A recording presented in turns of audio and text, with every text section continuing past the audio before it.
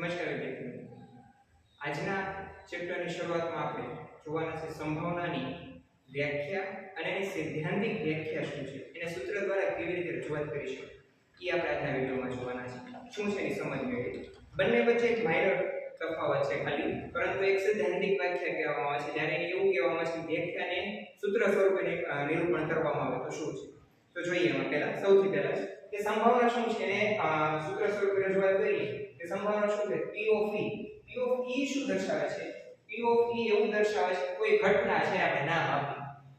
ઘટના હોય એને આપણે નામ આપીને P of E દ્વારા દર્શાવીએ. P of E બરાબર ઘટના E, એટલે કે જે ઘટના નામ આપ્યું છે એને ઉદ્ભવે તેવા પ્રયત્નોની સંખ્યા, કે પ્રયત્નો કેટલા છે એની સંખ્યા. ઉદાહરણ દ્વારા જોઈએ તો વધારે સ્પષ્ટ છે. આપણે ખાલી સૂત્ર યાદ રાખીએ. અને પ્રયત્નોની કુલ સંખ્યા, કેટલા પ્રયત્નો કરીએ છીએ. હવે જે મેઇન વ્યાખ્યા છે 1 માર્ક્સમાં IMP છે, જે આપણે પૂછાય છે, એટલે ખાસ જોજો. શું છે?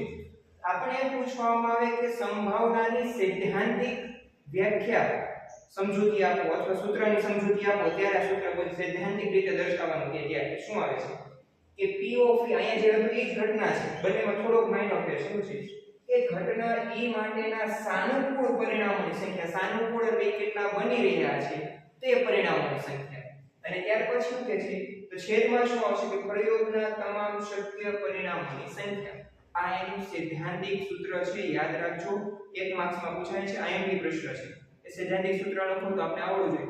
દાખલા આપણે આવડતા જશે, પણ ત્યારે સૂત્ર આપણે ટૂંકું લખશું, પણ આખું સૂત્ર આપણે આવડવું જરૂરી છે. તો જોઈએ આપણે આ સૂત્ર. હવે એને ઉદાહરણ દ્વારા સમજૂતી મેળવીએ. હવે માનો કે એક પાસો છે, તેના પરિણામો 1 2 3 4 5 અને 6 પરિણામો. એક પાસો ફેંકવામાં આવે, સાપસીડીનો પાસો આપણે ખ્યાલ છે. તેમાં કેટલા પરિણામો? 1 2 3 4 5 અને 6.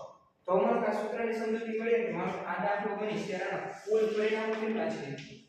કુલ પરિણામો કેટલા છે? 6 છે. આપણો પહેલો પ્રશ્ન, પ્રયોગના તમામ શક્ય પરિણામોની સંખ્યા. તો જે આપણે પાસા હારે કંઈ પણ પ્રયોગ કરવો છે, પ્રશ્નો અલગ અલગ હશે અને જોઈએ. તેના પહેલા તો કુલ પરિણામ આપણે ખબર પડી જાય કેટલા છે. 6. કોઈ પણ દાખલો જોઈએ તો પહેલા તેના કુલ પરિણામો નક્કી કરતા આવડવું જોઈએ. એમાં ભૂલ થાય તો કોઈ ગમે તો દાખલો સાચો ગણશું નહીં. કુલ પરિણામો કેટલા? 6.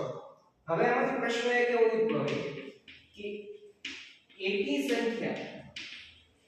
સંખ્યાની સંભાવના શોધો. એકી સંખ્યાની સંભાવના કે આપણને એકી સંખ્યાની સંભાવના તો કે સાહેબ આમાં એકી સંખ્યા કેટલી છે? 1 2 અને 3. આ 3 રકમો એવી છે કે એકી સંખ્યા છે. તો આ સૂત્ર લખીએ, એનો જવાબ એ બરાબર કરી લખું તો કે 3 સાનુકૂળ પરિણામો છે. એકી સંખ્યા આવવા માટેના પરિણામો કેટલા બને? 1 2 અને 3 પરિણામો છે. અને છેદમાં પ્રયોગના તમામ શક્ય પરિણામો. તમામ પરિણામો કેટલા છે? એની સંખ્યા. તો કેટલી સંખ્યા છે? 6. એટલે કેટલા આવશે? અહીંયા આપણે પ્રયોગો લખવા નથી રહ્યા, એની સંખ્યા કીધી. જો સાનુકૂળ પરિણામોની સંખ્યા, તો કે એકી સંખ્યા પરિણામોની સંખ્યા કેટલી છે? 1 2 અને 3. અને કુલ પરિણામોની સંખ્યા કેટલી છે? 6. એટલે 3 ના છેદમાં 6. હવે એકદમ ઈઝી દાખલા છે. 1 માર્ક્સમાં 2 માર્ક્સમાં પૂછાય અને ખૂબ સરળતાથી આવડે. એક પ્રશ્ન આવડી ગયો, બીજો આવવાનો. હવે હરવાર આપણે એ પણ જોઈએ. આને આપણે શું કહીશું? પ્રાથમિક ઘટના. એક જ ઘટના છે, એકી પરિણામ વિશે એક જ કહી શકાય, બીજું કંઈ કહી શકાય નહીં. આ એક આપણી પ્રાથમિક ઘટના. હવે માનો કદાચ મને બીજો પ્રશ્ન પૂછ્યો કે બેકી સંખ્યાની સંભાવના કેટલી? બેકી સંખ્યાની સંભાવના કેટલી?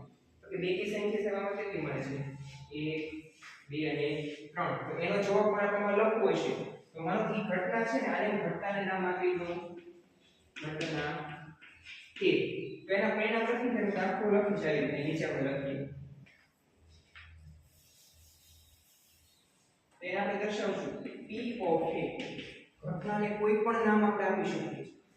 E આપવું એ તો એનું સૂત્રનું સૈદ્ધાંતિક સૂત્ર છે, પણ તમે ઘટનાને કોઈ પણ નામ આપો, ઘટના A B C ગમે તે નામ આપણે આપી શકીએ. તો ઘટના A બરાબર તો કે એના બેકી સંખ્યાઓ માટેના સાનુકૂળ પરિણામોની સંખ્યા કેટલી છે? તો એમાં 3 છે. અને કુલ પરિણામો કેટલા છે? 6. ખ્યાલ આવે છે કે 3 ના છેદમાં 6 એકી સંખ્યા માટે પણ જવાબ આવી શકે. બેકી સંખ્યા આખી ઘટના જ બીજી છે, બીજી પ્રાથમિક ઘટના છે, બરાબર? તો એનો જવાબ પણ કેટલો આવશે? 3 ના છેદમાં 6. અને હવે આપણે આગળના વિડિયોમાં જોશું પ્રાથમિક ઘટના શું છે, ચોક્કસ ઘટના શું છે, અશક્ય ઘટના શું છે, એના વિશે સમજશું.